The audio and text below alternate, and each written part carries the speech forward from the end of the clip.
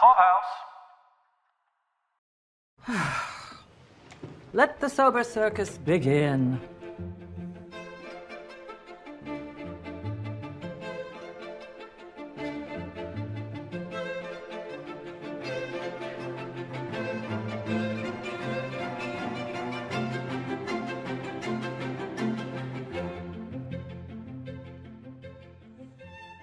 Welcome to New Money, Old Rules, the Gilded Age Podcast. This is Caroline. And this is Mike. After just over 18 months, we are back, and tonight we are discussing the Season 3 premiere of The Gilded Age. Who is in charge here? It was written by Lord Julian Fellowes and Sonia Warfield, and it was directed by oftentimes director Michael Engler. Just a community note, if you want to continue the conversation and get some extra history notes, please join us on Facebook in the Gilded Age fan group HBO series. Just a reminder, we're assuming that you guys have watched this episode, so we're not going to go step-by-step recapping, but we are going to talk about all the high points, all the things we have questions about, and where we left off in Season 2. So this episode marks the return to the Gilded Age for Season 3. We are just over 18 months since the finale of Season 2. This one actually doesn't feel as long a gap for some reason. I was thinking about that. I feel like I remembered more of like Season 2 and what happened in my head anyway. Though when we went to rewatch the last couple of episodes of Season 2 to get ready for Season 3 and watching our screener, I didn't realize how much they covered really in the last two episodes. They covered a lot of ground in the last two episodes. Things that I thought had been resolved well before were just being taken care of in episodes 7 and 8 of Season 2. It's really crazy how much they jam-packed into hour-long episodes. You're right. So let's revisit our characters and remember where we left them off in Season 2 so that we have an idea of where we're starting Season 3. So, of course, the biggest deal of Season 2 was Agnes losing her money and Ada becoming the cash cow, basically, for the group. Luke died. Luke just dies in the end of episode 7. Yeah. That wasn't like very long. Like she deals with the entire fallout, and there are a lot of time jumps towards the end of Season 2. The Roebling Bridge, the Brooklyn Bridge, I thought that had been resolved in my memory, had been resolved in like the middle of Season 2. No, episode 7 is where they're having the fireworks celebration for the opening of the bridge. And Luke is dying in bed while that's going on. And the next morning, people are still coming home from the fireworks celebration. That's where Larry and have their first kiss. And we're mourning, Luke passing in the middle of the night, or Ada's mourning and Agnes being a good sister sitting right outside the door. That's just, that was the penultimate episode. Like, it's crazy to me. Anyway, yes. So this season clearly, and I think the season premiere here definitely dealt, as far as the Van Ryn house goes, the overarching theme of the arc for Ada and Agnes is definitely the power shift and the power struggle. And I mean, the episode title, who is in charge here? That's actually a line Agnes specifically says, but the staff downstairs, Bannister, who clearly seems reluctant to really get involved between the sisters and resolve it, even though Miss Armstrong and Jack and Baxter, like, they all keep telling him, you have to resolve this. This is your job. You're the head butler. We're getting conflicting orders. It was all episode. Different menus. Who can use the silver? Oh, yeah. Just constant things. And you know what? They do need to resolve it because I'm going to get tired of that after another episode. They set the tone. We understood it. We all understood it coming into this season from how it left off. When Bannister turns to Miss Ada at the very end of episode 8 of Season 2 and says, "Is that your wish, Mom?" Mm-hmm. Right there, laid out the entire arc for this season. But they need to resolve the orders thing. Let Agnes continue to struggle with it, which I expect her to, and I think is right, because her entire life was upended, and it's only been about 5 months. So definitely get used to it. But they need to resolve I can't have the staff being like, "Whoa, another menu." Like that. Okay, we established that. All the orders are different. Ada and Agnes are very different people.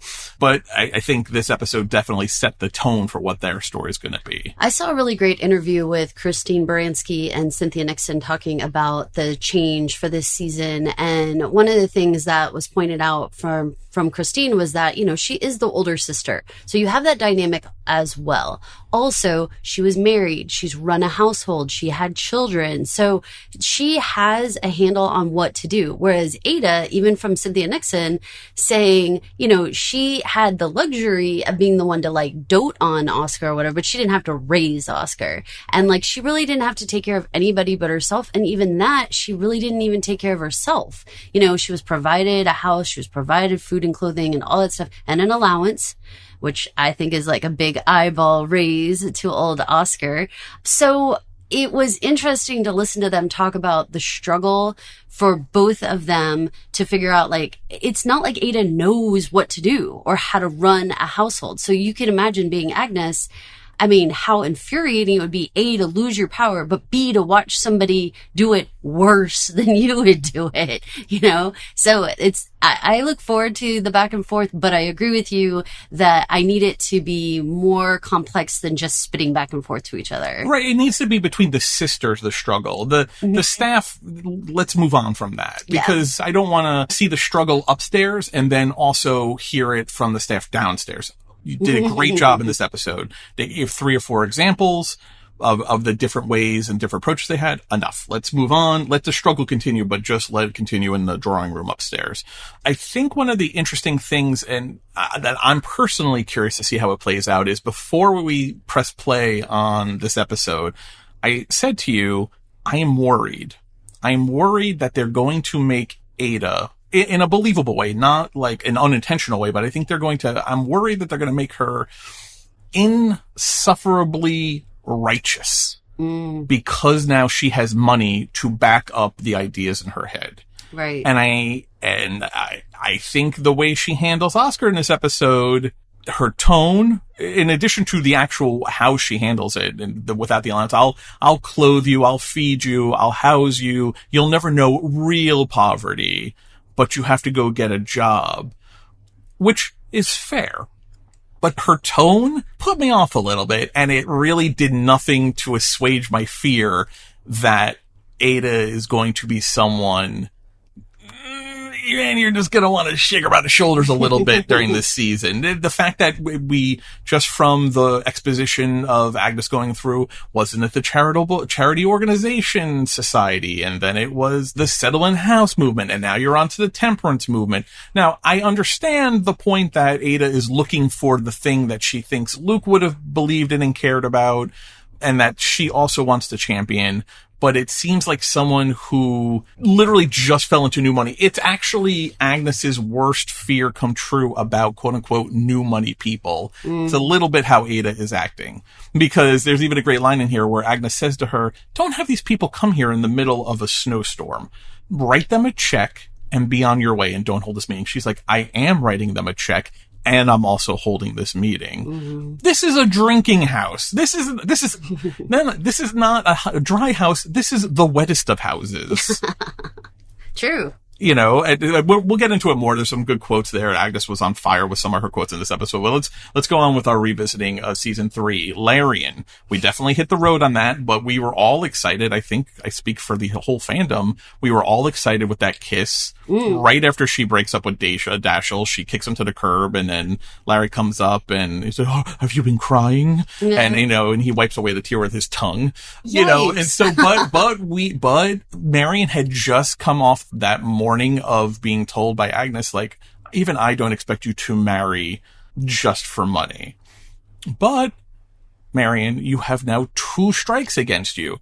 That 2 strikes, you could almost hear her playing it like in the back of her head, because she even brings it up in this episode. Oscar too, she rightly says Oscar has 2 strikes against him. So this idea of 2 strikes and 3 strikes and you're out, clearly on Marion's mind. And I think you and I maybe have some questions about how Larry was proceeding in this episode, but I'm going to just curious how you think, can Larian, that's what I'm calling Larry and Marion, do you think they can actually make a go of it with the scrutiny that, whether real or perceived, Marion thinks she has on her? So at the beginning of this episode, I would have said yes, they absolutely can make a go of it. By the end of this episode, I have a lot of question marks about Larry's integrity. I have a lot of question marks about, is he an honorable person? Is he somebody who is going to stick to their word?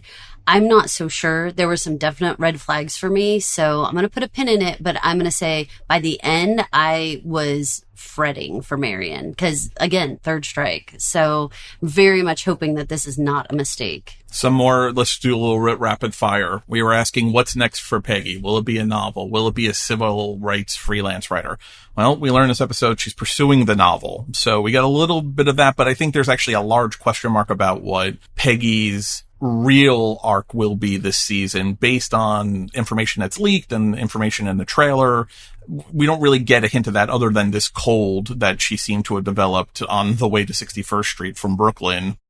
She has a whole story coming, so I think the novel that they're going to publish snippets of it in the Christian Recorder is just the tiniest of the iceberg for her in this season. Oscar's in bad shape. I mean, no love, no money. We left him at the end of season 2. You and I remember openly talking about how is he not suicidal? He doesn't seem to be in any better shape 5 months on. I'm guesstimating we're about 5 months on from where season 2 ended now when this episode picks up. Inventor Jack and the clock and Larry going into business, obviously. That's another one that I'm concerned about. Like, again, I started off at the beginning of this episode being very hopeful, and by the end of this episode being very skeptical and concerned for Jack that this patent is going to be snatched right out from under him. And I don't know if Oscar doesn't have a lot of recourse for Maud Beaton. I don't know how much recourse Jack would have with like Larry Russell. Like, because at the end of the day, the money is paramount and Jack doesn't have any to do anything with, to try to get any answers or try to do anything. And I'm worried that Larry could easily just take off with this patent and leave Jack high and dry. I agree with you. And I think you know, in my notes, I have red flag Larry all over this episode, both in his time with Marion and his time with Jack, which was basically how we saw him. Obviously, he had some time with Gladys and with Bertha also. But in the two main storylines of his own, I think he was actually sending up some real red flags. And the only thing that's maybe keeping me from the panic button at this point is so many people know it was Jack who came up with this. The patent is in his name. It's not in Larry's name. Right. The German watch union met Jack. Marion, well, and he's Agnes, a member of the German club. And now he's a member of it. But Marion introduced, which is another strain potentially on the relationship. It was Marion who introduced Jack to Larry. So if Larry does screw over Jack, that actually has two repercussions maybe on their relationship, as well as Jack's relationship with Larry. Agnes knows, gave money towards it. Peggy knows, Aiden, a lot of people know that it was Jack's idea that Larry was then introduced. The number of people, though, who could do anything about that is very small. Minimal. And we have seen the Van Ryns are a much diminished house. I mean, even Adelheid, for God's sake, says you're a junior footman in a smaller house from across the street. Yeah. Well, slow your roll, Adelheid. Trashy talk from her. Hachi chachi. That was a lot. You were replaced by a French maid that we didn't even see in this episode, Adelheid. So let's go on to Bertha and George. I mean, where we left them was, of course, winning the big opera war and, you know, seemingly getting the Duke and getting everything that Bertha wanted. And that's how we start off this season, is this Duke looming over the Russell household. It's just, he's like a specter, you know, it's like we didn't see him in the first episode, but he's just like a pall over the house. Like, you know, it's coming. Gladys, I'm nervous because I feel like she's not taking it seriously enough and she's really relying on George to just save the day. And that has been her mantra this whole time. It's like, my dad's going to save the day. My dad's going to make sure everything's fine. I don't know if that has actually been her experience because everything that we've seen has been Bertha driven.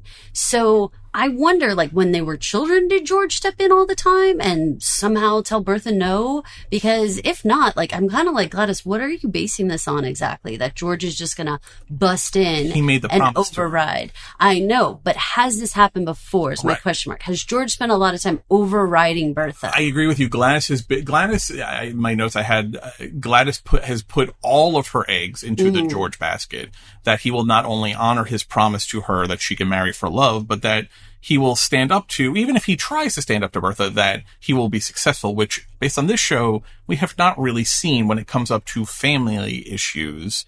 Bertha does get her way. So we're clearly setting up for some strife between Bertha and George is my guess. I would be surprised if on this one, because this was a promise and George seems like someone who, especially to his daughter, will take his promises very seriously. And I don't want to go to the mattresses over it, but he will raise a fuss more than he would just over pursuing the Duke for opera purposes or getting her the box back at the Met or any of the other things where George has interceded. I think George is very driven by and turned on by and admires in Bertha her drive and her ability to get her way. We have not really seen, though, where their interests collide, where their interests are at odds. Either George has been on Bertha's side in something she was pursuing, or he didn't care what she was pursuing. Not really. Right. Not from his own point of view. He was only involved to the extent of he was supporting his wife, either with money or emotionally. But those are the only two things. They've either been aligned or he was apathetic for the most part. This is going to be something where he has a vested interest, which is not the same interest as Bertha. Because for George, he and Bertha married for love. He doesn't seem to subscribe based on what we saw at the end of season 2. He leans over and they were doing a lot of it. Go back and watch the end of season 2 in the box with Bertha looking at the Duke and Hector and Bertha and Gladys and show him your program, Gladys, when Billy Carlin's jumping up and down like an idiot in a box and waving and George leans over furrowing his eyebrows because he's picking up on it, even if Gladys isn't. How did you get the Duke to come here? And we flash back and Agnes says to Mrs. Astor, over at the Academy, she must have promised him something more than money. Well, he promised him a marriage to a very wealthy family. One of my episode themes, maybe my biggest episode theme, besides just introducing us all to the character arcs for season 3, which is what this episode I think was doing, was everyone's got secrets, it seems, or at least everyone in the Russell household has secrets. Mm-hmm. Larry has a secret of he and Marion are canoodling in secret. Gladys is canoodling with Billy behind the scenes, and clearly Bertha may be the worst kept secret, but she did a deal with the Duke. I think that seems very obvious. Right. She sold her daughter to the Duke in order to get him to come to the Met and also to secure the deal that she wants for Gladys. She wants her to be the Duchess of Buckingham and all the power that carries. We're going to go into Bertha Plan 1, 2, and 3 because it's addressed 3 different times in this episode. And I think taken together, I think you see the full idea of what Bertha's arc's going to be. I want to start at something that's completely out of left field. The Fanes. Yeah, that was nuts. You will have noticed that for the past few months, I've been away from the house a great deal. Well, you're very busy, I know that. I'm busy, yes, but I've also met someone. And I've been spending a lot of time with her. But I thought we were happy. I've been happy, haven't you? Don't make me say something unkind. The fact is, we've decided to marry. And for that, I need a divorce. A divorce from me? Is there someone else I should be divorcing? Oh, what a fool you must think me. What a fool I've been. You've tried. I know. But we don't care about the same things. Or even the same people. The fact is, we don't want the same life. Things are not as they used to be. Among our people, things are very much as they used to be. So you want us to go to war? Oh, you march in here and tell me my life is over and I'm supposed to agree? I don't mean to be unreasonable. Then stop being unreasonable. And the answer is no, I won't do it. You'll be unhappy as well as me. So this whole situation was shocking to me. I did not expect this happening at all. I felt horrible for Aurora. The only thing that I could come to some conclusion with for this is that they are trying to give us some exposition about how divorces work during this time. And they're setting us up, whether it's Bertha and George, whether it's going to end up being the Duke and Gladys, whatever it's going to be, there's going to be a second divorce that will be bigger, or at least divorce talk. They do a good job of like planting little seeds for us that later pay off. And so because this came out of nowhere, and because these are two people that we didn't have any issues with their marriage, we didn't know anything about them having any kind of problems or anything like that, it is going to explain what happens to women if they don't have a husband. And so it's like, I know we have Agnes and we have Ada, but this is like a little bit different. The whole setting up residency in Newport, how the process shipping her works. Off literally out of sight, out of mind. The whole thing, how it works, is making me feel like they're just trying to educate us about the time and how divorce proceedings work.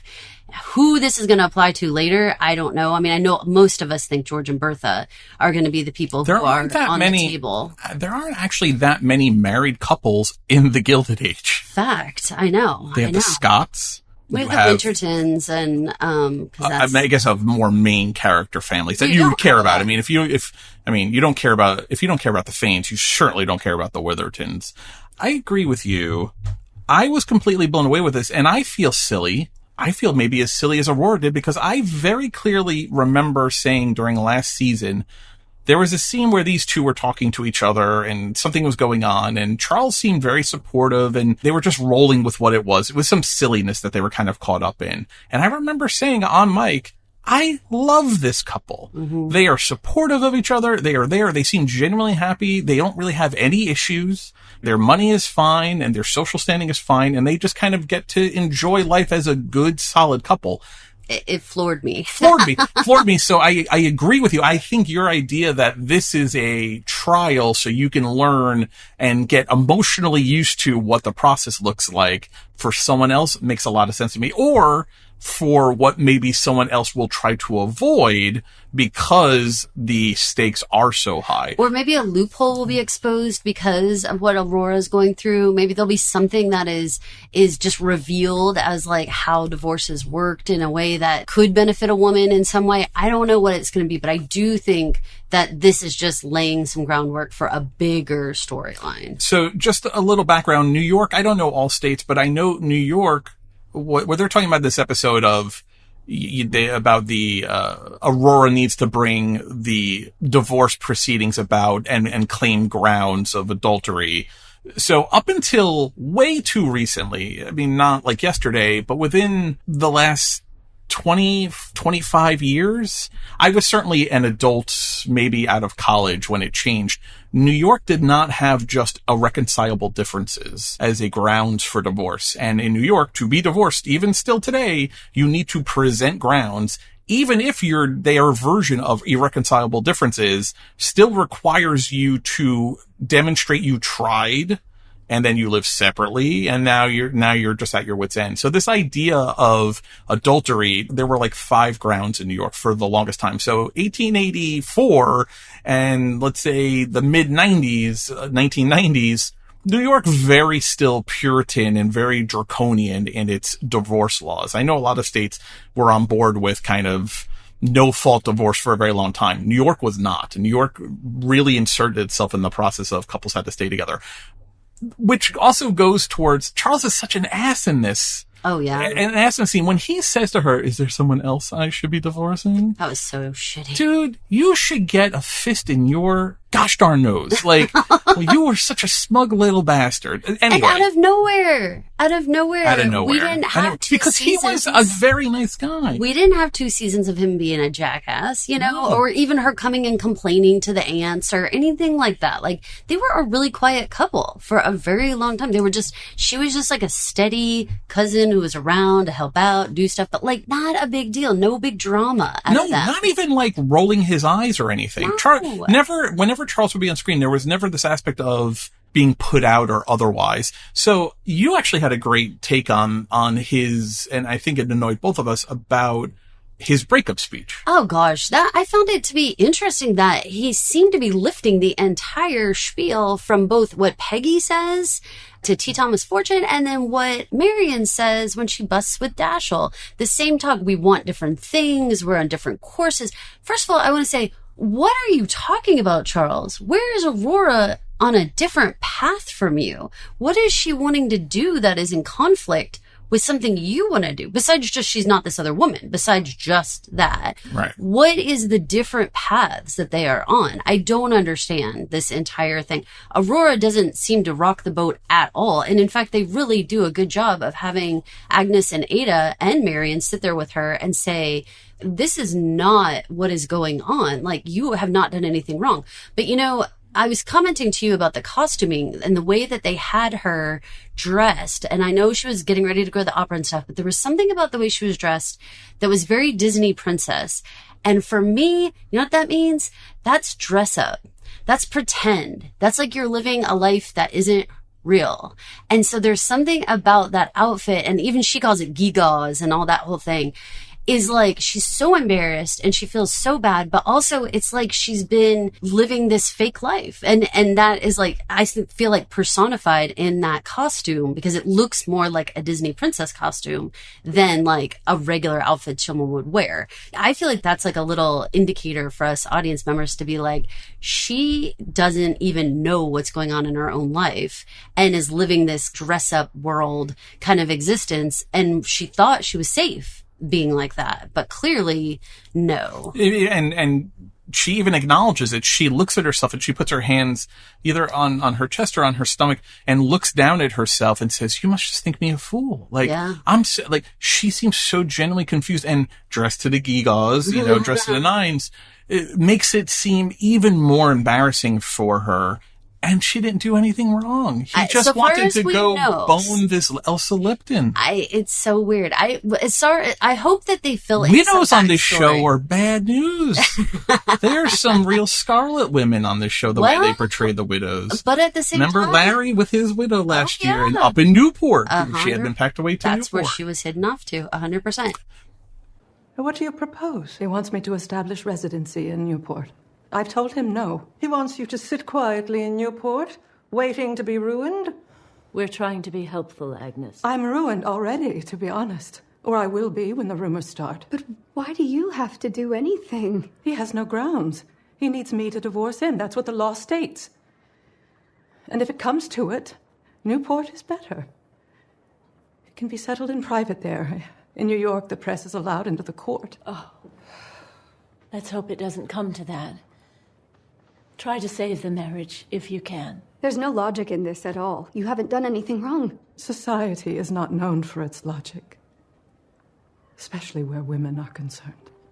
We'll still ask you. Aunt Agnes, you'll ask Aurora to your dinners, won't you? Well, if the divorce goes through, she may not want to come in a group. She may be happier alone.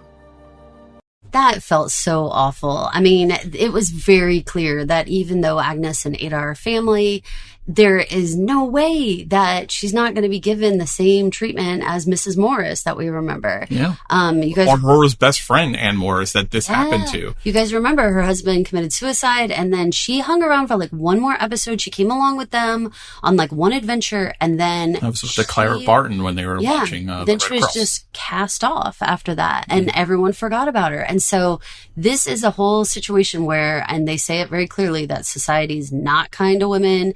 And that's where I'm wondering if they might, I don't want to say rewrite it, but I'd like to see some of these women be more clever in a situation where the society is not kind to women, but somehow these particular women find a way for her to like keep her dignity and stay in society somehow. And I think society is still not kind to women in these situations or many other situations, but I would like to see in a Lord Julian Fellowes written show that these women at least maybe hint at change to come, or at least begin to maybe break the ice, even if it's just for the upper crust of society. Maybe they don't have to live this way. Charles says something in his smugness of things aren't like they used to be, like as if in the context of being a divorced woman, even, you know, it's not your fault, and being a divorced woman, it's not like it used to be. You won't be shipped off or shunted to the side. And Aurora says to him, among our people, things are very much as they used to be. I think that's the direct quote. Among our people, things are very much as they used to be. That old money world, it is a branding to be divorced. It has a connotation. It has a stigmatism. Look at the women that we have met in the show that were either widowers or divorced. None of them have screen time. They were all pariahs in this society that you hung around with or communicated with at your own peril. Yeah. You would risk your own standing just for having communication with them. Yeah. Which is sad. Even family like this, you know, which is just crazy. They're direct cousins. Where's Dashiell with all the nuts stuff that he, you know, proposed? No one's shunting him off. Right. You know, and he did that surprise botanical gardens announcement and no one was just like, you're a jerk. Don't do that. Anyway, so the Fanes really completely threw me off. Shocker. Total shocker. And again, I'm just saying that it was just to educate us about the process, and then we're going to find out more. What did you think when this episode began with the Yellowstone-esque or the 1883-esque opening of being in the West with the rolling wagon? I thought it was really shot very suspensefully. Like, I thought that, like, every camera angle, like, coming up from under the carriage, showing just a boot, you know, coming out, being real vague about, like, who's in there and what's happening. I thought they did a good job of being, like, making you sit forward in your seat. And then when it turns out to be George, it was like, is it going to be Spencer Dutton? What are we doing here, George? Like, what is this going to be about? And to see George in the Wild West felt like, wow, this is a real... works in the Wild West, It's a very fish out of water kind of moment for me that I was like, wow. Well, never more so than the end of his scenes when he sends Clay off to get him a train and then the guy starts shooting his ball at the dartboard. He's like, and John Ranger says, he's just having fun. Well, he got a full house. Yeah. So he was celebrating. So just to catch you up on this plot line, if you were missing it, because they were kind of breaking it up among a couple different people talking about it, George apparently is on a multi-week trip out west where he is looking to expand his railroad empire, potentially in Texas, potentially in New Mexico, potentially in Arizona. That's where we are when this episode picks up, in Morenci, Arizona. You actually pointed it out to me, and then I thought it was actually a nice little detail of they had the little board plank sidewalks, like kind of at the time you watch, you know, Deadwood or Godless or any of these kind of Western shows. And it's always, you're just walking knee deep in horse poop and filth and mud. But like here, they were like, we're civilized Western society. We have board plank sidewalks that look like they were about 15 inches wide. So basically, there are a group of mines that George wants to buy, copper mines that are apparently bust for the most part. He cites a metallurgist report, which at least his takeaway from it was that the copper mines aren't worth the investment, but the land is worth the investment. He wants the land because he doesn't want the expense of going around the mines and having to blast and go through mountains, which is something that people, when they eventually do the Transatlantic Railway, definitely had to deal with in the Rockies, blasting through mountains. And so there's this character that we meet, John Ranger. He's acting as a middleman between Clay and George on one side and the stupid clodhopper, miners on the other side. That was George's term for them. And basically the miners, when he finally gets face to face with them because they want a group meeting with George, says, listen, you're going to make a lot of money off of us. You wouldn't be here unless you knew how to make a lot of money off of this land. So just make us rich. Not as rich as you. Just make us rich too in whatever you're going to do.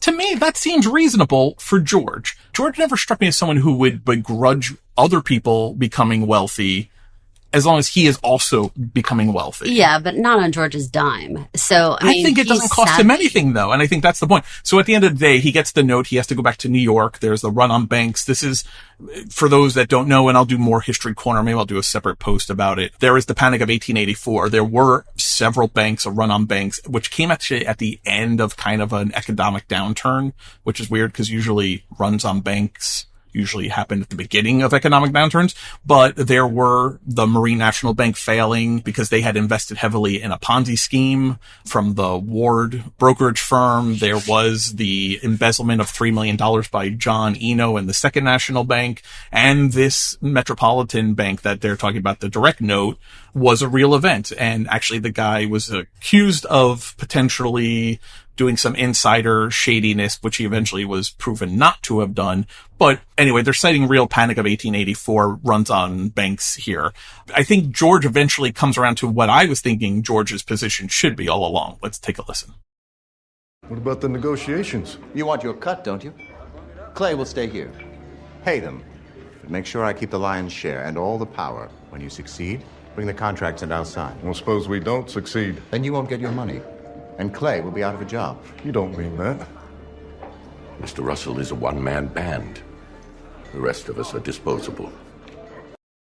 So I think basically, I mean, Georgia even said, rent back the mines to them. I don't care. Just as long as I own everything, I'm good.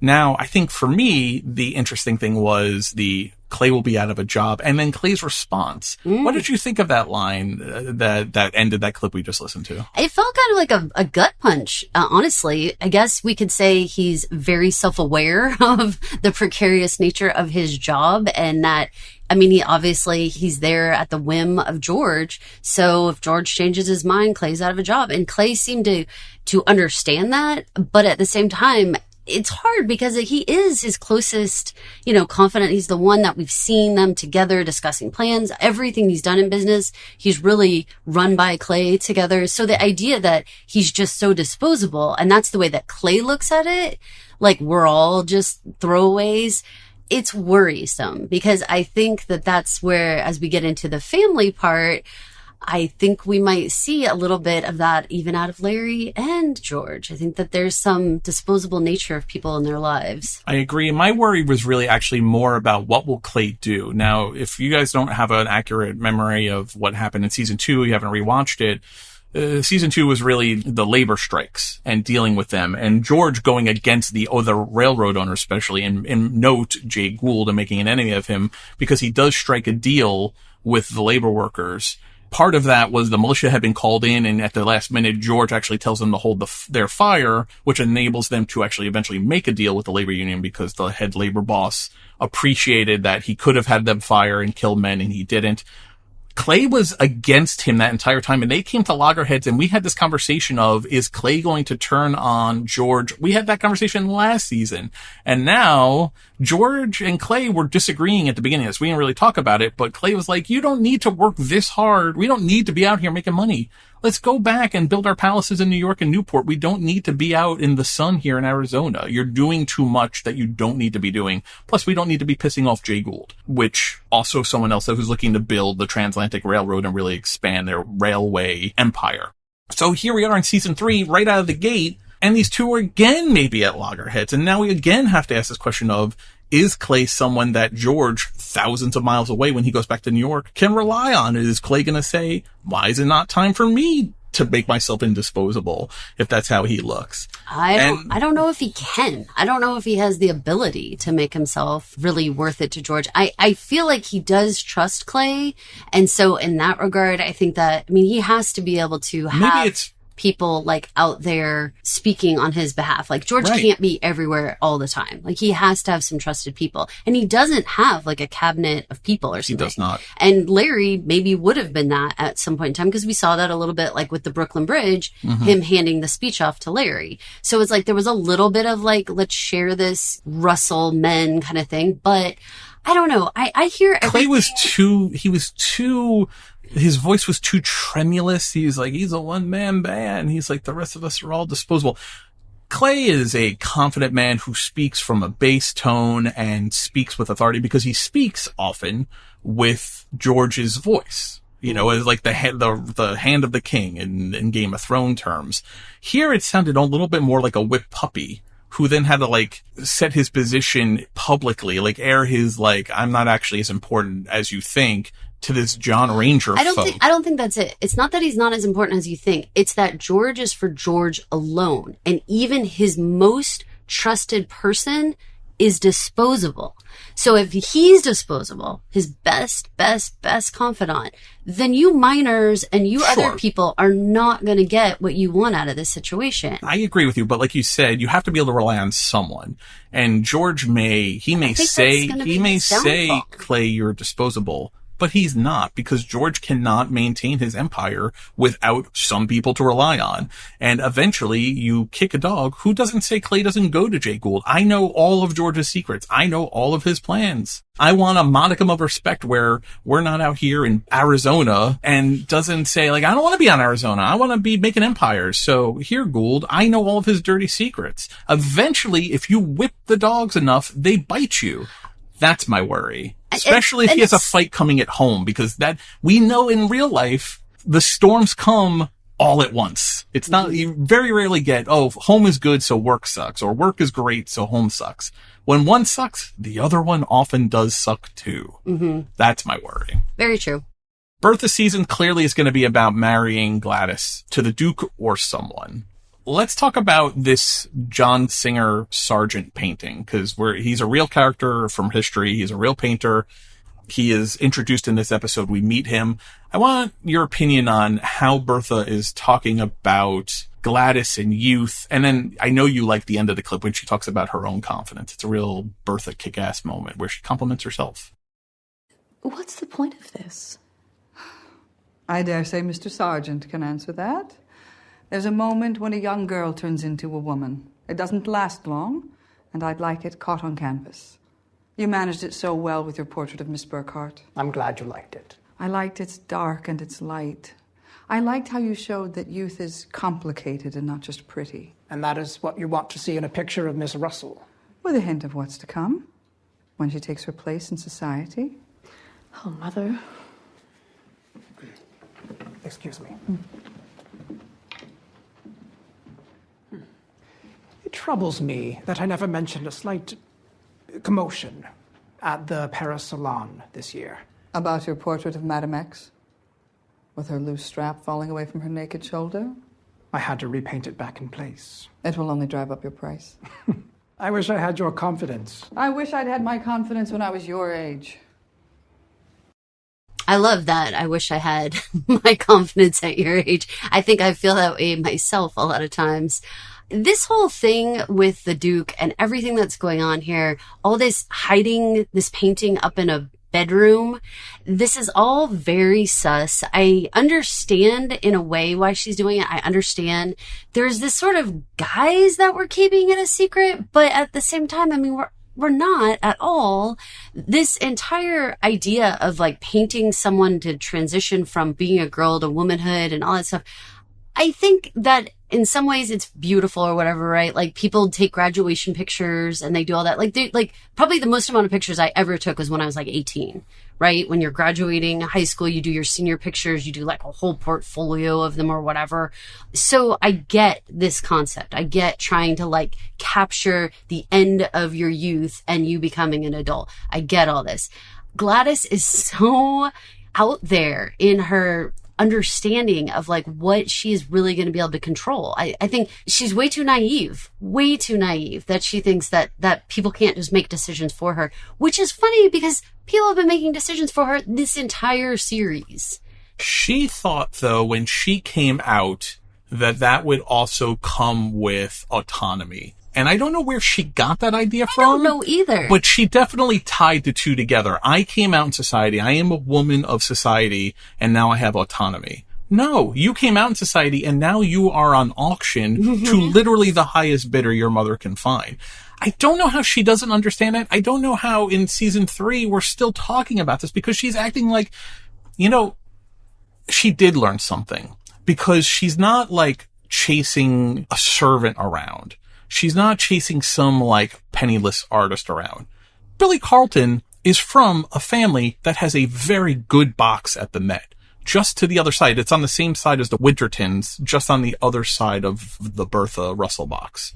This is a family of standing. This is a old money family that Gladys even says in this episode at the very end, 3 years ago, you would have bent over backwards for me to be engaged to Billy Carlton. So she did learn something. She's like, oh, okay, I'm going to find someone that I love or that I like a lot who is from a great family that you can't. But was that on purpose? You're giving her an awful lot of credit that she like actually thought that through and let's extend her the credit. Let's do that. Okay. Let's extend her the credit because she's still missing the point of you could sit 7 Billy Carltons on top of each other and it's not the goddamn Duke of Buckingham. Right. You're staring down her barrel of Duchess of Buckingham. Do you know what I would do to be the Duchess of Buckingham? I don't know. But, the peerage at this time How does she not get that? I don't And she's still like, your Duke, your Listen. Duke. That's how she always refers to it. Your Duke. No, Gladys, it's your Duke. We are all a part of another society right now, and I still feel like I have responsibilities to my family. Why does Gladys not feel she's any responsibility to her family? Like, that part is very naive and very ignorant and bizarre to me. She does have a responsibility to bring good lineage to the family. She does. Like, that is part of her role. Now, can she also love this man and this guy be a good guy? Absolutely. But the idea of just like, I don't know why I have to justify who I marry. Gladys. Well, Come on. but she does the work, though, right? At least the show, I mean, we're going to get to it, but she asked the questions of, you got to marry Dad for love. Yeah, it's a different time, man. But these are things. She's asking right questions, but also, Gladys, the answer should be obvious to you. You're not a child. Your best friend is Carrie Astor. Like, you don't understand? This is a duke who wants to marry you. You can't be this dense. You understand the game. It's not, no one ever said to you, you're going to get a box of men and you can choose the one you like. It was always very clearly your mother is going to pick the best one available to you. Or at least make the best one available. And then, if you don't choose it on your own, it gets chosen for you. Right, the choice of false choice, right? Yeah. It's the false choice of choice. It's the whole show him your program, like you mentioned. Like, it's like I'm serving him up on a platter to you. Your job is to accept the man on the platter. I want to connect the dots for the listeners. There are 3 clips that I'm going to play back to back to back. Because taken together, I think they demonstrate Bertha's plan for Gladys. Then also, I think what is, at least for some part of the season, going to be Bertha's arc that she's trying to execute. The first clip is going to be actually Mamie Fish talking to Larry at the Met. The second clip is going to be Bertha talking to Larry after Mrs. Carlton has been in Bertha's face about the 2 kids being together. And finally is how the episode ends, Bertha and Gladys getting into it in Bertha's bedroom. Let's take a listen to these clips.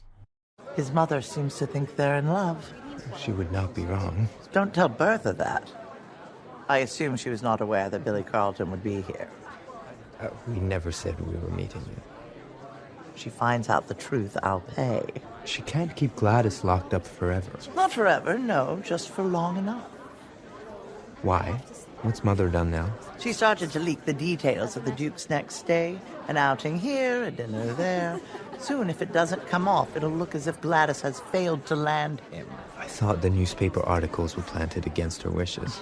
Less dignified ones, maybe, but she plays a long game, your mother. I don't dislike her, not at all, but she's sure this is for Gladys's good, and she won't let her daughter wreck her own future. Let us pray your father gets back in time. Let her live her own life, Mother. If I had been given what I've planned for Gladys, I would have finished up Queen of the World. Do you think Father would agree? When I've explained things to him? I'm not so sure. You were wrong to involve Mrs. Fish in your schemes. She'll spread it all over New York and Newport. I don't think so.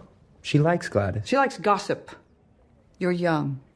And you're foolish. I don't hold it against you since the 2 go together. But I'm neither. And I see that your sister can live a powerful, interesting life. Do you know what it means to be the Duchess of Buckingham? She can influence politics, shape events, set fashions in clothing and art or anything else. But to do this, she has to be sensible now and avoid stupid choices. A stupid choice? Like Billy Carlton? Do you not think it enough that Gladys just wants to be happy? Happiness as a byproduct of a well-ordered life may last. As a goal, it is invariably doomed to failure. You married Father for love. You chose your husband. Why can't I? Because I was nothing special. You're George Russell's daughter. You need someone worthy of that. I'm not like you, Mother. I don't want to be at the head of society. But you already are. And that is why you cannot be ruled by infatuation. What I feel for Billy is real. Billy will never achieve anything of note, and he will grow to resent you for his own shortcomings. He's from a good family. 3 years ago, you would have begged to be invited into their drawing room. We've overtaken them now. My sweet girl. I'm not a girl. Not anymore. When will you see that? You're a girl if I say. And I pray that's why you have no judgment. Please, God, you'll grow out of it. Well, you had no values. Will you grow out of that? Why? Do you think I should stand aside and watch you marry some worthless non-entity? Don't you know a bad marriage is a prison? I couldn't agree more. Good night. Man, calling someone a non-entity is a particular kind of jab. She's Good not Lord. wrong, though. I mean, but like you said, you've already said, and it was in these clips, like, you know, the Carltons are not nobodies. Like, it is really...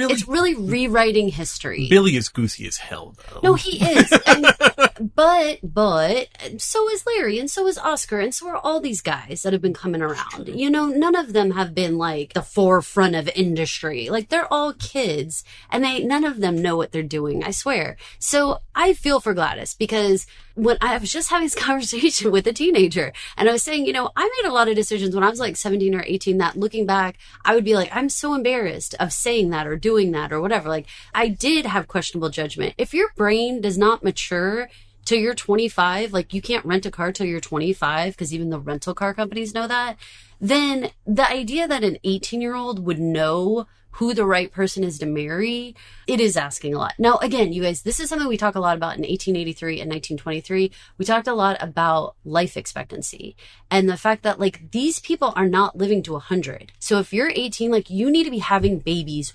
real quick. Like, Marion and Peggy are really spinsters at this point. They really are. Even though they're still in their 20s, they're really aging out of like the period of time of being an eligible gal on the town. They're really starting to become like cat ladies in a lot of ways. So here's the deal. They are going to have to figure out how to get Gladys to even look at this bigger picture, because I understand. I mean, every teenager is looking at just like what makes me happy in this moment. They're impulsive. They make rough decisions, and none of us can say, oh, I didn't make a bad decision when I was 18. Like, all of us could be embarrassed. To have so much more time to fix it or to overcome those mistakes now in 2025 or in the late 90s when we were those age making those mistakes. In 1884, the bad mistake you make at 18, 19, 20, that's your mistake. It's your whole life. That is your life, because you will not have time to realize it, fix it, and then move on from it. Hello, we just watched Luke. I mean, he gets like diagnosed in one episode and dead in the next. Like, there's no medical care. There's no nothing. Like, this is survival on a different level.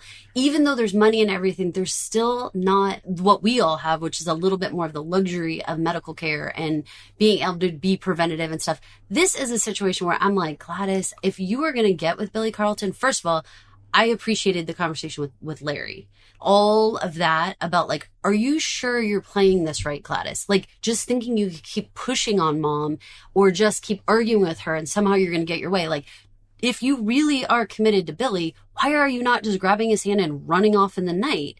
Because honestly, that is the only way you're going to beat mom. You're not going to beat her just in like this, you don't have any values arguments. She's not going to listen to you. I mean, it was fascinating what Gladys chooses to do at the end of this episode. The fact that she's wearing this Napoleon hat, I'm going with this idea that she's kind of turning heel a little bit and becoming like a bad guy, which I feel the same way about Larry, frankly, in this episode. So both Russell kids, I've got big fat question marks on, but I think calling it a villain hat is hilarious. And I think that it kind of is. Like, she is going against her family in this. Do I think she should be in an arranged marriage? No, of course not. Do I think this is good for her?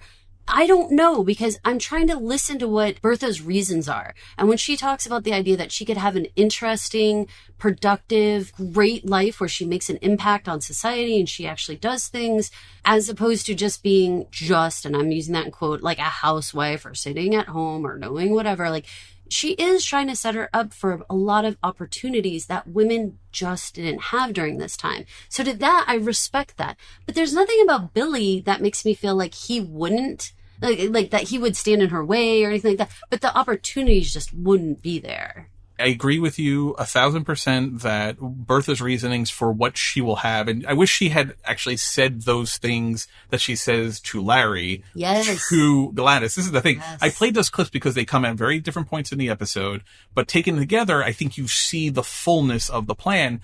But on top of that, though, and to your second question, and I think to Bertha's reasoning, we just watched in this episode, and I think by the time that conversation obviously happens with Gladys, we just watched Charles Fane put aside Aurora for no legitimate reason. Right, just on a whim. Charles Fane is Billy Carlton As likely as not, especially based on how Bertha, and like her or don't like her instincts are impeccable. She's not been wrong on a person or on a sequence of events yet in the show, in relationship-wise or in society-wise. So when Bertha says to me, that guy's not going to go anywhere, because if he was going to go somewhere, she would also say, he's going somewhere, hitch your ride to it.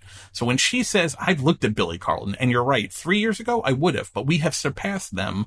They're leeching off of us, not the other way around. And yes, the Duke is also going to leech off of us, but you're going to get a duchessness out of it, not Mrs. Billy Carlton. That doesn't improve your lot. So in an episode where we watch Charles treat Aurora so badly when she's done nothing other than be a wonderful wife as far as we have seen, just because he's tired of it and has met a widow that he likes more, I'm inclined to think Bertha has the right of it. But of course, try telling that to any teenager or any young person. They don't want to hear it. We got to see Carrie Coon in ATX, and she was talking about her season arc, and obviously trying to marry Gladys and obviously trying to marry her to the Duke. And she characterized it, and I think Mamie Fish expresses it in this episode best. She says, imagine where women don't have any real voice in society. A strong woman that, had they been born a man, this is the argument that Sarah Snook's character would used to make in Succession. Had she been born a son, or Game of Thrones, had they been born males, they would have been the powerful, dominant, leading ones in their families. And the obvious choice. And the obvious choice, without hesitation or question. If Bertha had been a man, she'd be George Russell, for all intent and purpose. Strong, ass-kicking, taking no names, and the world could not hold them. What'd she say? She said, if I had had the power that I'm giving to Gladys, I would have won the world already. I would have been the queen of the world already. Yeah. And she's 1,000% correctly. How can you ever doubt her after what we've seen her do in the first 2 seasons of the show? So if you can't, because you're a mother, and that's all society is going to let you be, is a mother and a wife, well, what do? You take all of your ambition and you place it on your child. For right or for wrong, that's what she's done. She's taken all of her ambition and she has set Gladys up to be queen of the world. And I think that's what Mamie is talking about when she says, and the best part of that conversation is the end of it, she says, 1, she thinks she knows best for Gladys, and she does. And 2, she's not going to let Gladys wreck her own future. Yeah. Yeah. Yeah, I think that's right. Here's the thing, too. Within the show, we talked at the beginning about this, the 2 strike stuff. Like, we've seen, like, these casual love relationships that seem like they're burning bright and everything's going good, whether it's Rakes or it's She already has the 1 strike. Remember the boy that George sent down to Venezuela? Yeah. Or wherever it was, somewhere in South America? Yeah. It was that plot from that Christmas movie that we had also reviewed. Yes. You know, like, and he took it because of course he did. Mm-hmm. So Gladys already has a track record for picking the guy who doesn't like her nearly as much as he likes ambition and or money. And even if Billy Carlton was to be something, and I'm here going to take Bertha's side, he's not going to be a duke. Mm-hmm. And he's not going to open up the doors of the salons of the world to let her run society. And when Gladys says, I don't want to run society, and Bertha's like, tough, you already do. You're my daughter. You're George Russell's daughter. You already do run society. That'd be so obnoxious if you had done so much and be like, I don't want to run the world. You're like, oh my gosh. Yeah. Kids, man. Kids, they're hard. Now, again, listeners, do Mike and I think that she should be in an arranged marriage? No, we don't want this for her. But at the same time, what Bertha is saying is sensible. And if I'm a woman and all I get to do is have luncheons, please let me sit with women who can have a conversation, who have interesting ideas. Please give me enough money to travel. Please let me be able to do some things in my life that isn't just sitting at home. Like, for me, that would not be enough. Gladys is acting like that would be enough. And I question that. Because at the end of the day, she's constantly like, let me out of the house. Let me go do things. I want to be places. I want to see people. If you want to be places and see people, you gotta play ball here, you know? And the best way to see the most people and the most interesting people and go more places than just even walking across the street back and forth, then you actually have to do something that is maybe out of your comfort zone, Gladys. I understand. But don't you think that she at least owed it to get to know him a little bit? No. Yes, she did. And she just in reaction to he's your Duke. That concept, and I'm harping on it because she has said it a number of times in the 2 seasons. That's your Duke, Mother, your Duke. You want me to entertain your Duke? That's how she kind of manipulates her with Larry to let her go to the 3rd act of Traviata, and then see Billy. And to your point, Gladys, you want to go see and do these things and experience life. You're already getting to do everything that Billy Carlton is going to afford you to do. Right. So he's in a worse box at the Met with a worse view. Right. Billy needs to come into your box for the best view. I've been at the Met. You don't want to be off to the side. You want to be center. It's the best box. But then you have Gladys being like, I don't want to be in the center. And it's like, Gladys, like, come on. Enough of the Gladys. The question is, where is she running to? Because you and I had a good little conversation about this. Where is she actually running off to at the end of the episode? So you said running to the Carltons. And I say running to the Astors. Because A, Carrie Astor's her best friend. B, who would be the bigger sword in her mother's side, but to go to Mrs. Astor and try to get some amount of help. Now, do I think Bertha's going to stand for this for a second? No, I think she will be back by morning, guys, but I do think that she's going to try to stir the pot, and there's going to be a whole lot of like, do you want our dirty laundry out there, Mother, kind of stuff, because who knows what's coming next. Or do you think there's some shot she runs to Mamie Fish? No. I want to say Astors. As soon as you said Astors, that makes a lot more sense than the Carltons. Especially I think it would kill Bertha. It would. And we didn't hear from them or see anything from them. And just adding a little historical context in here, 1884 is the year that Carrie Astor actually gets married. And since we're talking about marriage and it is her best friend, and we didn't hear from Miss Astor, who has been licking wounds for 5 months since her embarrassment at the academy, we're due to have them come back into the picture. So that makes a lot more sense to me, especially also going to the Carltons. Mrs. Carlton now knows that Gladys and Billy do not have the consent that for whatever reason Mrs. Carlton had been assuming they did. She says to Mamie, do you know her real name was Marion, by the way? Mamie Fish, her real name's Marion. She says to her, she's like, I thought it was just a formality talking, waiting for George to get home and talk to him. I thought Billy had finally been accepted and that the talk with the Duke was just gossip. Mrs. Carlton, you read that very poorly. So maybe at this point, because now she has the dressing down from Bertha, who talked to her and then ignored her and went on to talk to Mrs. Gardner. Maybe if Gladys shows up at Mrs. Carlton's door, she's like, no, new number, who dis? Yeah, like, you can't come in. Well, don't start crap with me and your mother. Right. Like, because I can't take that reputation-wise either. So don't do that to Billy's not available. Well, and here's the thing. Maybe she shows up at Billy's and tries to offer up elopement. Maybe that Which is does Larry's happen. advice, because that was the last conversation with Larry before the conversation with Bertha. Maybe that's the thing. No, but the Astors makes a lot of sense as far as turning a knife for episode 1, and we have 8 episodes, 7 more episodes It's like to the go. screw in her side, man. Totally. Will I see you at the opera tonight? It's too soon for us to be seen together in public. It's been months. Yes, because it's only months since I broke off my engagement to Dashiell. I've failed at it twice. Well, this time you'll succeed. I envy your certainty. I wish you shared it. I want to. I just can't handle scrutiny quite yet. You must understand with all the rumors surrounding Gladys's engagement to the Duke. It's my mother's wish, but it's not what Gladys wants. We'll see, and until we do, we'll face whatever comes together. But please, don't make me wait too long. Mrs. Russell is serving coffee for her committee in the drawing room. She thought you'd like some, sir. Thank you. I'm sure we both would. You mean Mr. Trotter is to have a cup of coffee, too? I'm sure that's what Mrs. Russell intended. I don't need any coffee. Of course you'll have coffee. Thank you, James. You'd think we were at the court of Franz Joseph of Austria. I suppose it takes some getting used to for him. You'll have your own footman before I'm finished with you. And your own house on 61st Street. I won't fight you on that. Now, can you make one drawing concentrating on the new element? I did that here. Oh. Yes. I didn't see it. And so this bit here is the same as that? You sure you don't want me to be there? In case they ask any technical questions? I think I can manage.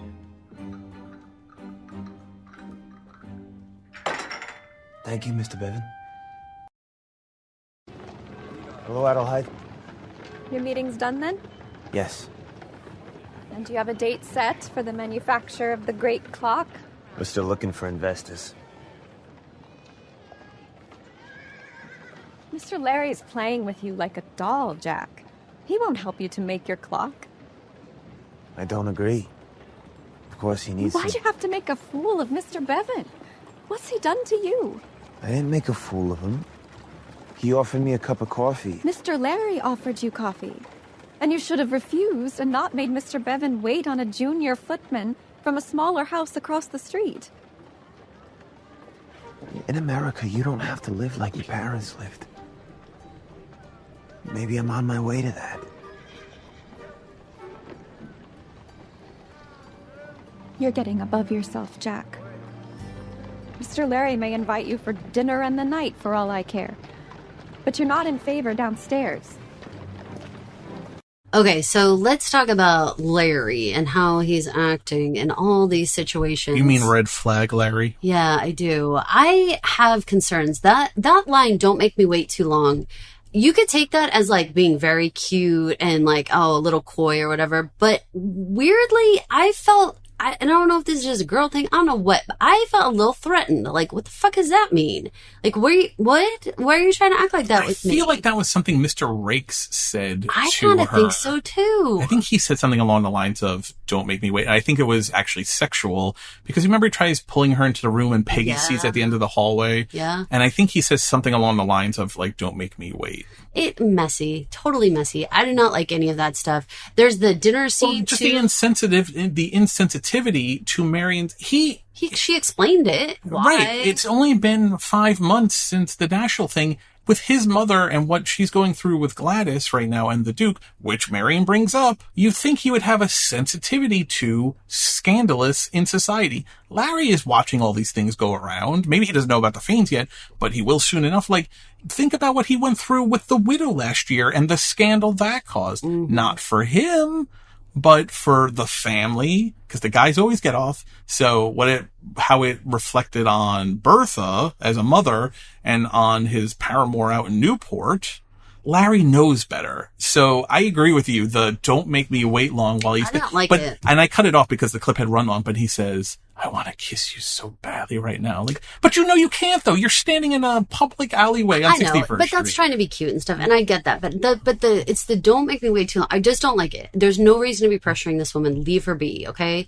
Secondarily, like, let's get into when they're like having dinner for a second. What do you think about him like grabbing Marion's hand, which is very rude in this whole situation? Very rude. It was too aggressive, and the way she jumps. If I'm him, even if I'm trying to be playful or like us against the world kind of thing, the way she jumps at it tells me, A, don't do that again. B, this is too much. I'm pressing too hard here. You're with these two old women at their table in their house. Again, you're not playing grab ass down at the club.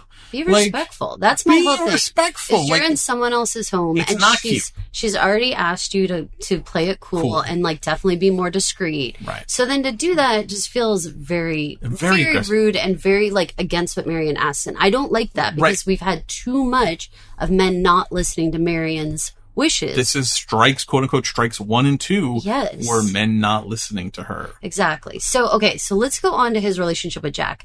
I am scared, you guys. I want to play devil's advocate to approach this. What are reasons why he would not want Jack to be at these demonstrations and these meetings? Jack obviously knows it, and if Larry's being honest with himself, he doesn't understand it. Jack is the inventor. He knows it in and out.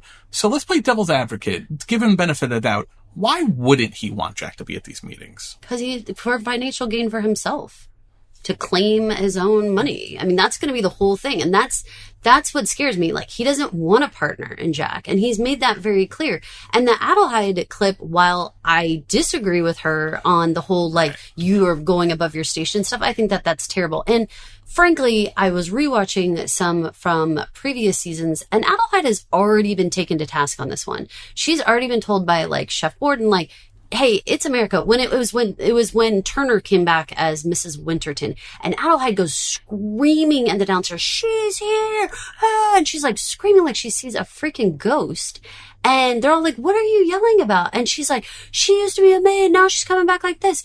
And they're all laughing at her. Like, you're allowed to be other people. Like, you don't have to stay in your station. So Adelheid, I want to say, grow up a little bit, chick. You've already had this play out. So I don't know. She shouldn't be so rude to Jack at all. But I think Larry is dangerous. The opening line is what you're saying of Adelheid, that she's just using him like a doll and he's never going to go in business with you. And that is the whole thing. And why does she know that? Why does she think that? What else has she seen in the Russell household that makes her think that Larry would be a man who would trick her or would trick them in general? Like, what is it? There's something that's definitely more to it that we don't know about that is making her have some bad heebie-jeebs about this. Generally speaking, I don't think that Larry's patent's safe at all. You and I know way too much about Edison to know, like, the fact that the patent's in Jack's name means very little. It can easily be bought out from under him and just taken away from him really quickly. So I'm scared that Jack is too much of a novice. He's too innocent.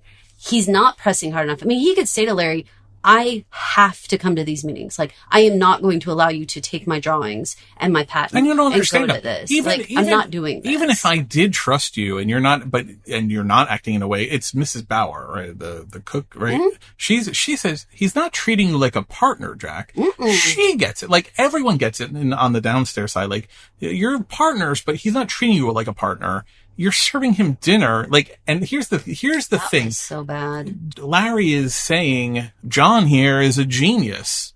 And, you know, it's a clock that has interest and Mr. Weston, he's pouring your soup. He's serving you food and you're sending these mixed messages. But this is, for anyone who's ever manipulated or been manipulated, there's a lot of coding here in what Larry is doing and how he's talking to Jack. And then his words and his actions are not matching up. And anyone who's either done this to someone or had this done to them sees the signs of basic manipulation. So here's the thing. Recently saw Operation Mincemeat. In it, there's an entire portion about calling someone a genius in order to manipulate them.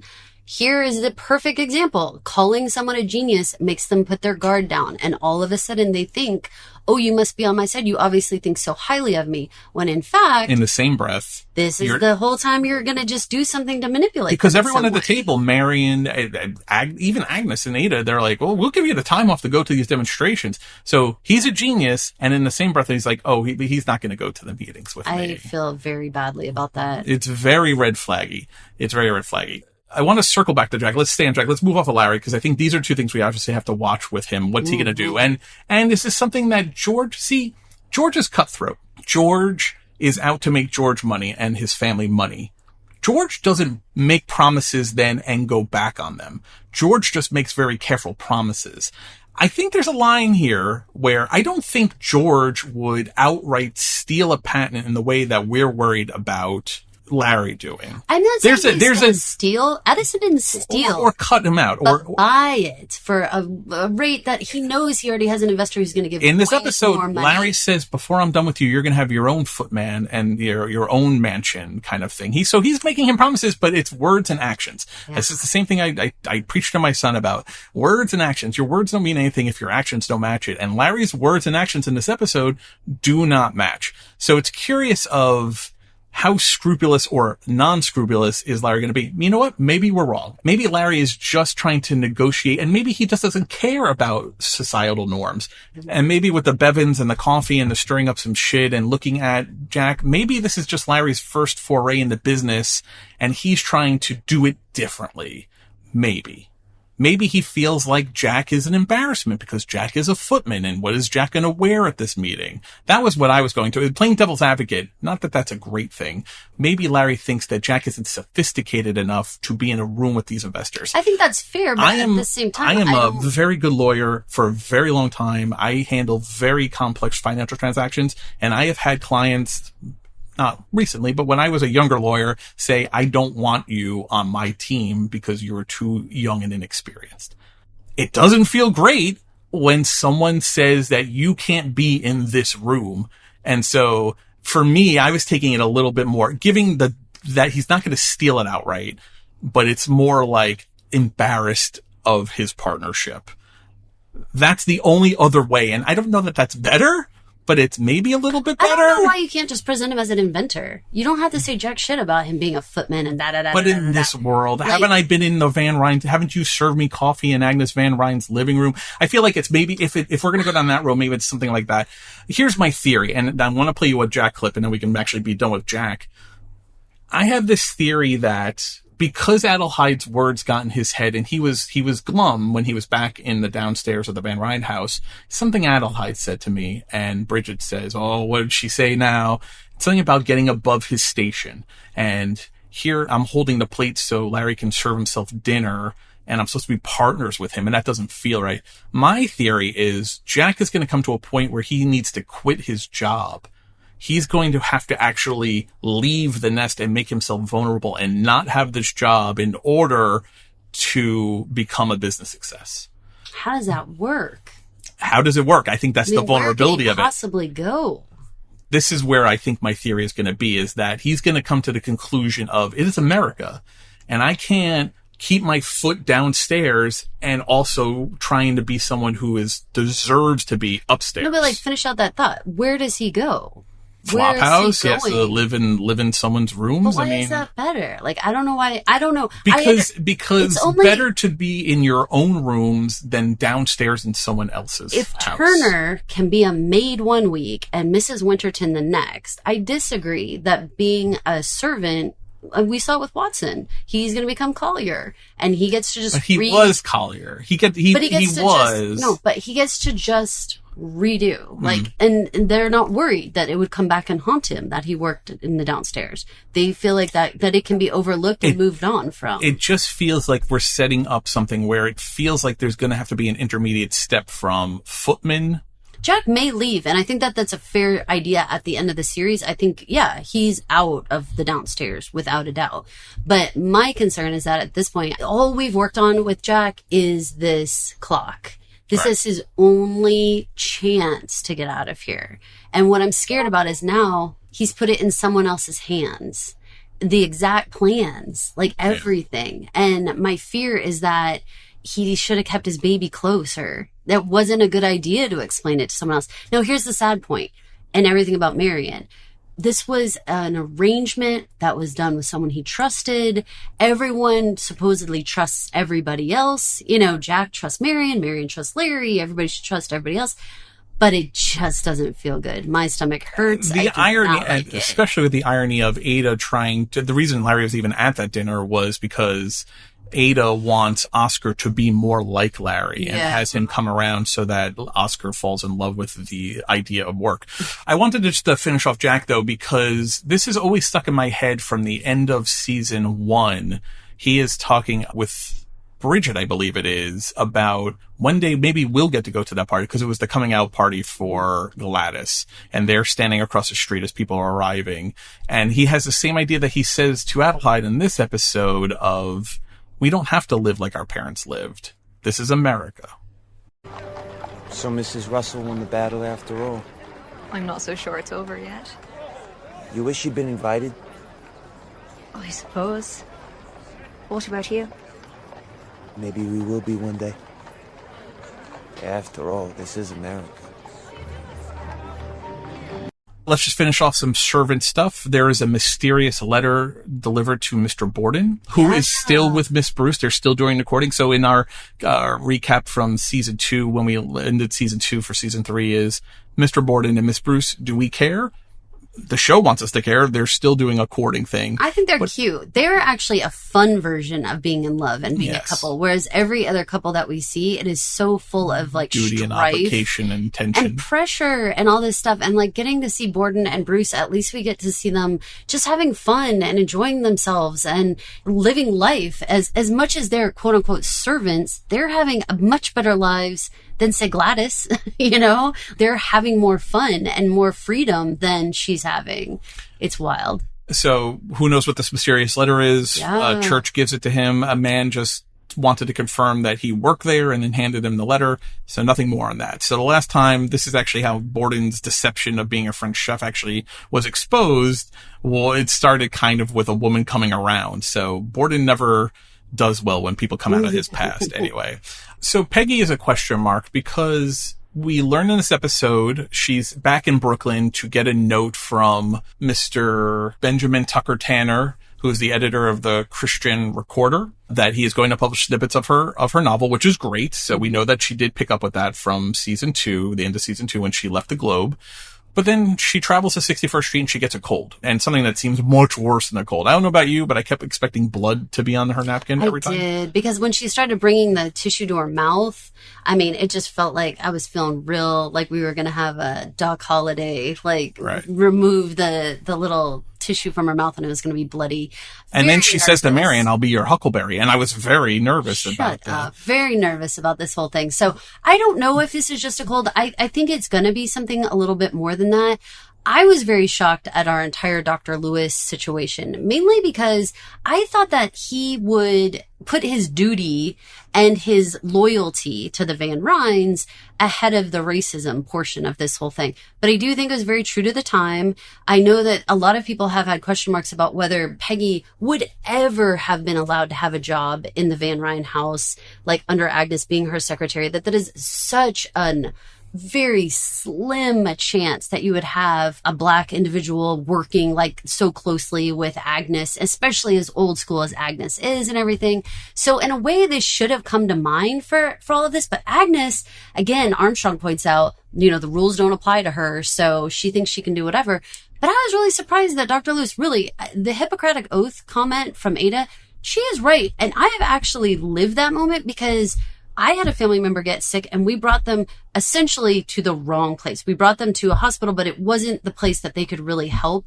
And they were so dismayed because by all laws and rules, they had to treat this person, even though they like had wished we hadn't brought them there. But at the same time, it was like, you're here now. By the Hippocratic Oath, you cannot just send us away. Like, you have to help. So it was very wild when they brought that up and Dr. Lewis was like, I don't care. Like, I'm out of here.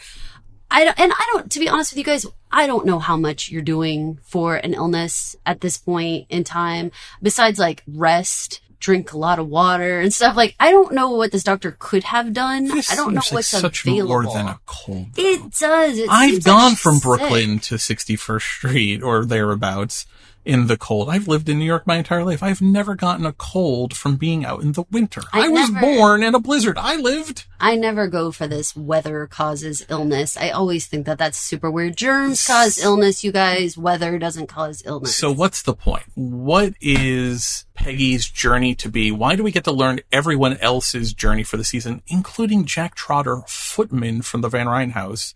And yet Peggy is a question mark. Is it because, as rumored, there's going to be a new love interest who is a doctor? Maybe.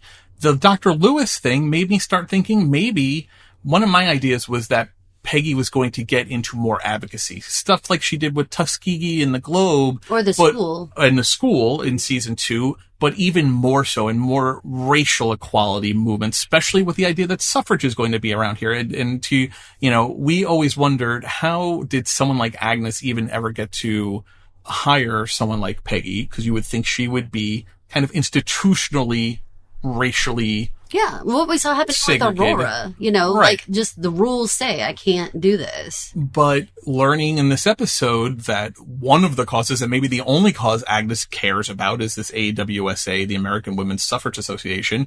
Maybe the idea of hiring Peggy, who she sees such potential in and smartness in, maybe for Agnes, that was more important, of giving a woman a leg up. Do you remember that she's not related to? It all came from that school, though. Remember, she had gone to the school and all that stuff. So we know where their like personal stories cross paths. But my point I'm is looking that forward, though. I want a suffrage connection to be to it, though. It's a very slim possibility that this would happen. And so then to get into the Dr. Lewis part, I just felt like Agnes really, at this point, she would have to like move mountains in order to get somebody to actually treat her. So I'm really, really, really hoping that, of course, that I'm hoping her family comes through really quickly. Well, the Scots are coming to 61st Street. I mean, that was the end of that storyline was, I mean, even down in the kitchen, they were like, they should have called the parents so much longer ago before she got so sick, which they're probably right about. And even Ada's like, oh, he's a pharmacist. How do we not? Yeah, how did you not think of this and done this? You just let her be coughing up in her room for days and days. It's hard to understand how long she was sick. It's a little hard to understand. This show jumps time so much more than I think we did. I make it bet we probably covered 2 weeks in this episode. Okay.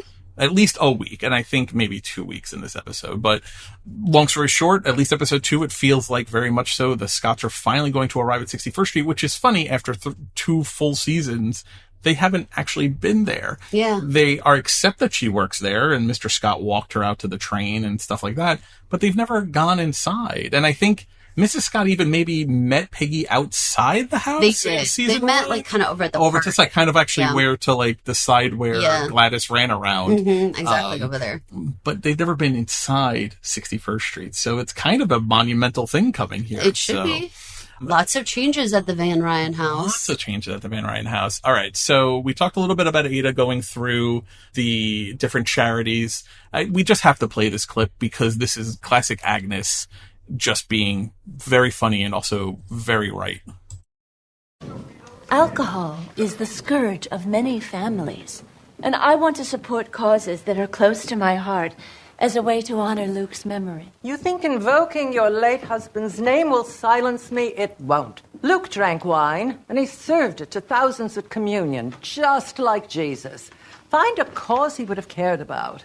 The point is, Luke's ministry was important to him, and I want to continue his legacy by doing works that are important to me. And if it displeases you, Agnes, then... Then what? Then too bad. I've tried mourning in silence, and it nearly killed me.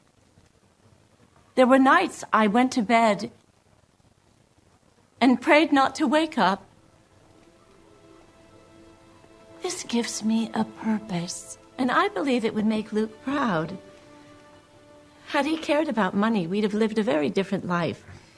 But he cared about people, and I will too. I feel really sad for Ada about the portion that she had been praying to not wake up. I think that that was the only thing that really hit Agnes's heart in all of that conversation, because I appreciate everything she's saying about she wants to continue her husband's work. She feels like this is a way to honor him and to use his money for good, for the things that would have happened had Luke still lived. You know, what would he have been spending his time and money on? I appreciate all that. What I did not like and what I have an issue with is this whole idea of like, you have to agree with me or stay in your room or get out or shut up. This whole thing. First of all, Ada, that is like your beef with Agnes. Whenever you would sit down and you would be like, listen to the other side.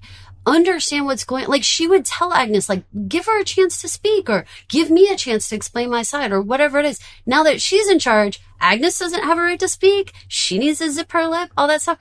That is like, come on, Ada. Luke was an Irish priest from Boston. He drank.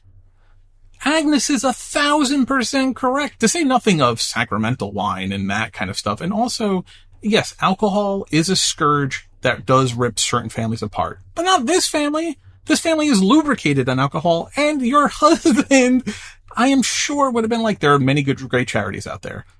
I don't need to get down with the Temperance Society, which will evolve into not a great organization in like 40 years. So the fact that you're making Marion and Agnes allies when the woman is droning on about the damnation of your soul, and Agnes says, am I supposed to, and Marion says, am I supposed to applaud for this woman for damning my soul? And Agnes is like, I'm only applauding because she shut up, because she stopped speaking. And Jack, rolling his eyes when they popped out of his head when she said, they don't roll, but they got real big. When she said your consumption of alcohol will be a fury to hell or something like that. Like, what are we doing, Ada? I appreciate the message, and I think it's a wonderful way to honor Luke, but this isn't it. The suffrage movement is it, maybe, or the other charities it seems like you're going on. This one seems a little too not even on the nose, like past the nose. Like, I think you've missed the mark in too much of an extremist kind of way. And I agree with you. This is the insufferability of righteousness that comes with her now having money. Her tone with Oscar about the not having an allowance. How long did you have an allowance for? Agnes never said, now Agnes, this comes up at dinner because Marion calls her on it. I'm not allowed to have a job, but you're chastising Oscar for not having a job.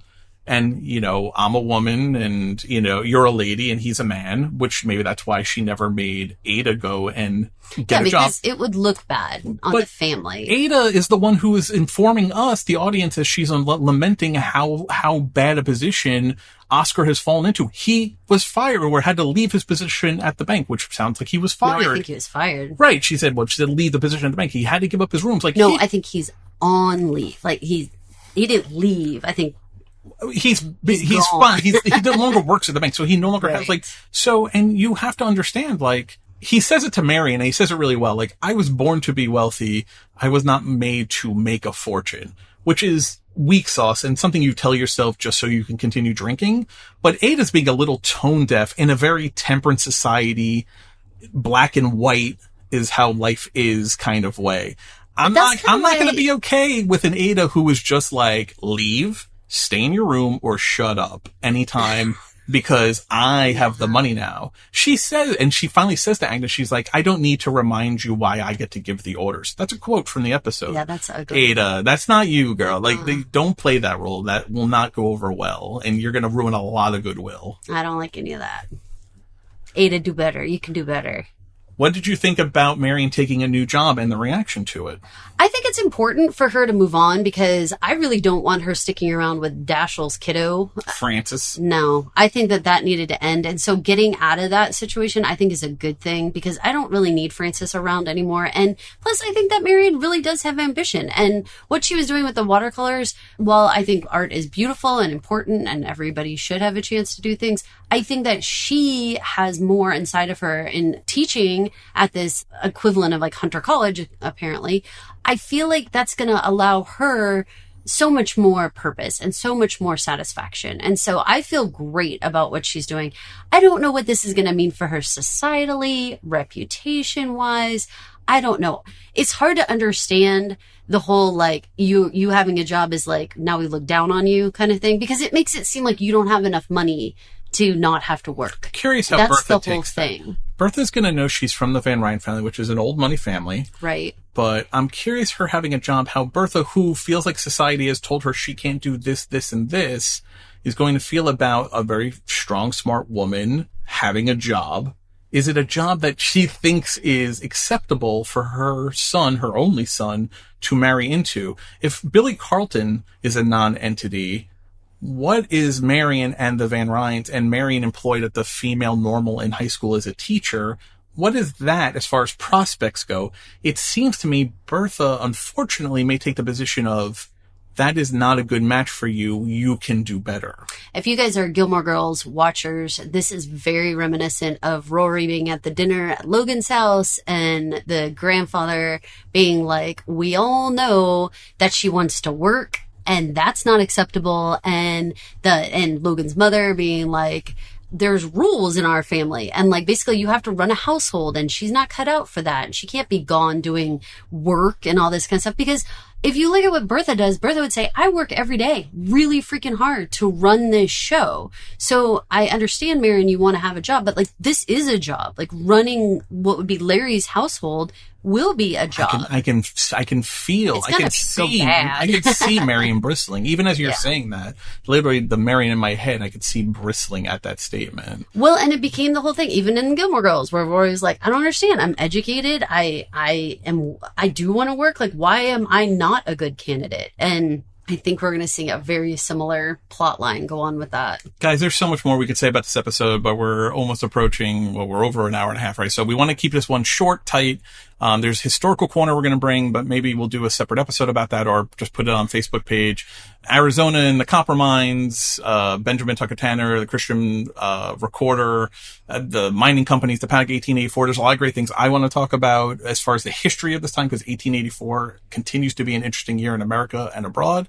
But I think for this episode, season 3 premiere, of the Gilded Age, I think that's all. We're pretty much ready to go. I think it was a great episode. I'm super happy with it. I'm glad we got to see so many of our old characters come back and have them pick up exactly where we left them off for the most part and get to find out what's going on with them. This is Caroline. And this is Mike. Thank you so much for listening to the New Money, Old Rules, the Gilded Age podcast. If you wouldn't mind heading over to Apple Podcasts, Spotify Podcasts, or wherever you listen to podcasts and rate, review, and subscribe. And while you're there, if you could leave us a 5-star review, especially at Apple and Spotify where they let you leave comments now, we would love to hear from you. And if you leave us a 5-star review, we're going to read it on air.